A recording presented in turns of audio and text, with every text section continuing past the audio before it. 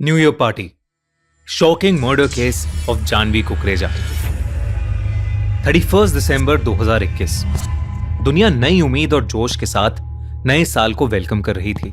मुंबई में रहने वाली 19 साल की जानवी कुकरेजा भी उस दिन बहुत खुश थी, क्योंकि उसी दिन उसके पापा का बर्थडे होता था और उसके कुछ खास फ्रेंड्स ने उसी रात न्यू ईयर की पार्टी भी प्लान कर रखी थी।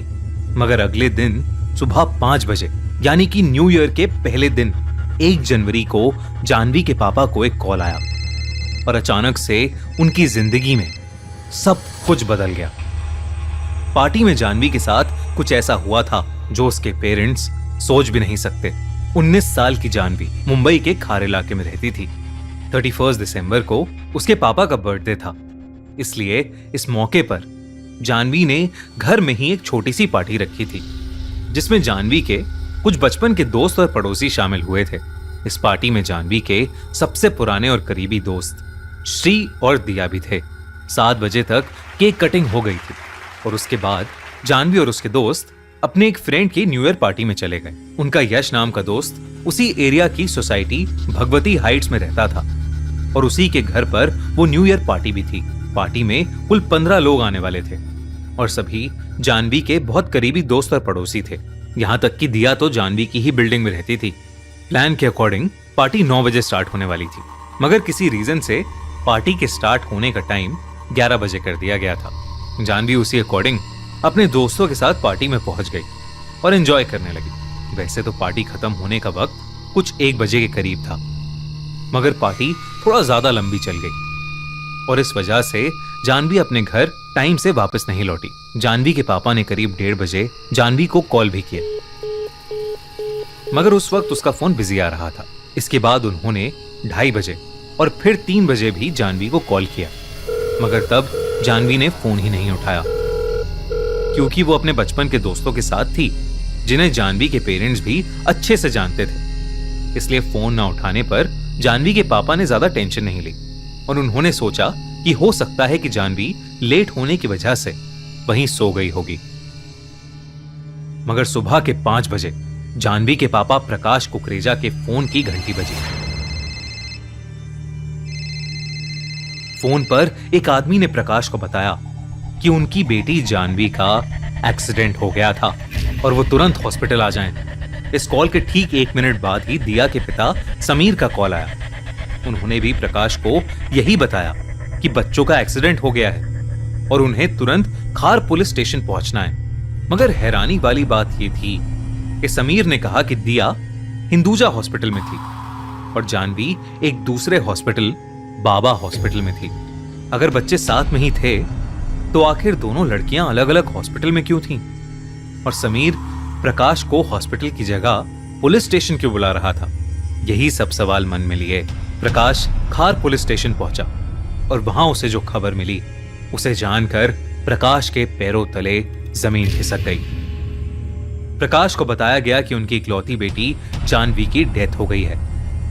जानवी की तरह हमारी जिंदगी में भी हम हमेशा क्राइम से घिरे रहते हैं। कहीं गोली चलती है तो कहीं चाकू, कहीं मर्डर होता है तो कहीं चोरी। कोई क्राइम प्यार के लिए करता है तो कोई बदले के लिए, मगर कई क्राइम्स ऐसे होते हैं जो आपको सोचने पर मजबूर कर देंगे कि क्या आप सच में सेफ हैं। ऐसी ही दिल दहला देने वाली ट्रू क्राइम स्टोरीज लेकर आया है अमेज़न मिनी टीवी अपने नए शो क्राइम्स आजकल सीजन 2 में, जहां आपको दिखाई जाएंगी होश उड़ा देने वाले रियल लाइफ क्राइम केसेस के पीछे की पूरी कहानियां।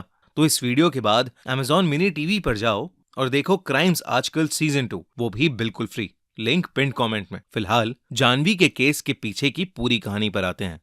वो भगवती हाइट्स के ग्राउंड फ्लोर पर डेड पाई गई थी। ये खबर मिलते ही जानवी के पेरेंट्स तुरंत हॉस्पिटल भागे, जहां उन्हें जानवी की लाश मिली। जानवी के पोस्टमार्टम के बाद उसकी बॉडी उसके पेरेंट्स को सौंप दी गई। जानवी के पेरेंट्स को कुछ समझ नहीं आ रहा था कि आखिर ऐसा हादसा कैसे हो गया था। और तो और जानवी की मां को सबसे अजीब बात यह लगी कि पार्टी में सभी जानवी के बचपन के दोस्त और पड़ोसी थे, तो आखिर उसकी डेथ के बाद किसी ने भी उन्हें कांटेक्ट करने की कोशिश क्यों नहीं की? इससे यही समझ आया कि जानवी की मौत में किसी और का हाथ तो जरूर था। पुलिस ने भी इस केस की एफआईआर दर्ज करके इन्वेस्टिगेशन शुरू कर दी। पुलिस ने पार्टी में प्रेजेंट सभी से पूछताछ शुरू कर दी। तब पुलिस को पता चला कि श्री, जानवी और दिया पार्टी में सबसे अलग बैठे हुए थे। कुछ देर बाद किसी कारण से जानवी वहां से उठकर चली गई। जब वो वापस लौटी तो तब उसने देखा कि श्री अब दिया के साथ फिजिकली मेकआउट कर रहा था।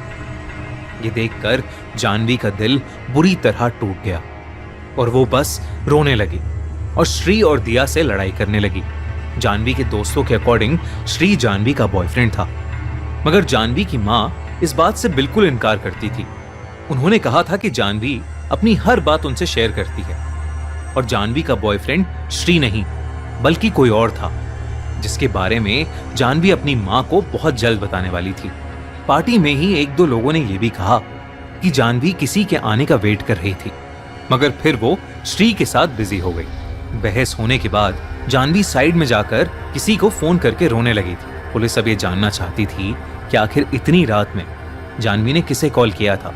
कॉल रिकॉर्ड चेक करने पर उन्हें पता लगा कि जानवी अपनी दोस्त पर्णिका से बात कर रही थी। उसने पर्णिका को सब बताया और वो बार बार यही कह रही थी कि वो दोस्त के तौर पर श्री और दिया दोनों को ही खोना नहीं चाहती थी।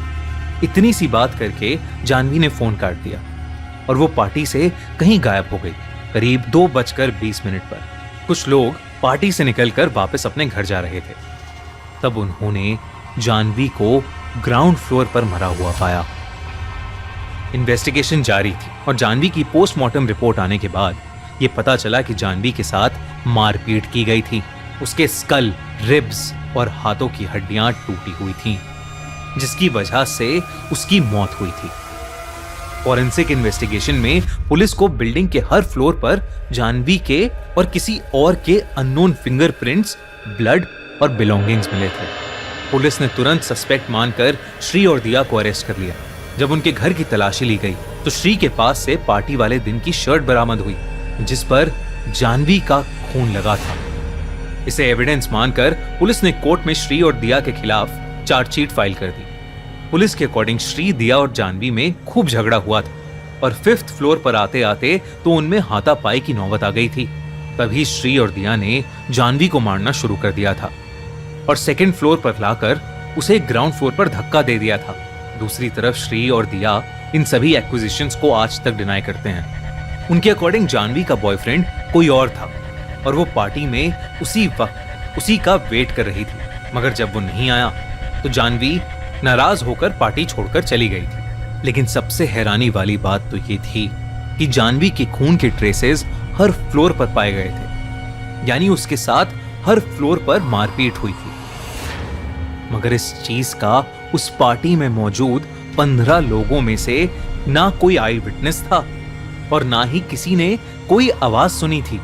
यहां तक कि सीसीटीवी में भी ऐसा कुछ रिकॉर्ड ही नहीं हुआ था। यह केस अभी भी कोर्ट में चल रहा है।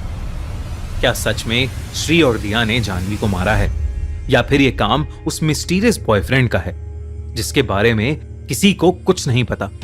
और क्यों पार्टी में मौजूद उन 15 लोगों में से कोई भी कुछ नहीं बोल रहा? आपको क्या लगता है इस केस की क्या सच्चाई है? अगर आपको हमारी क्राइम स्टोरीज पसंद आ रही हैं तो हमारे channel the crime show by Khooni Monday को सब्सक्राइब करना ना भूलें। दोस्तों, जैसे the crime show by Khooni Monday पर आप देखते हैं रियल लाइफ क्राइम केसेस, वैसे ही थ्रिल और सस्पेंस से भरी और भी ढेर सारी रियल लाइफ क्राइम स्टोरीज देखने के लिए Amazon मिनी टीवी पर जाओ और देखो क्राइम्स आजकल सीजन 2, वो भी बिल्कुल फ्री। शो का लिंक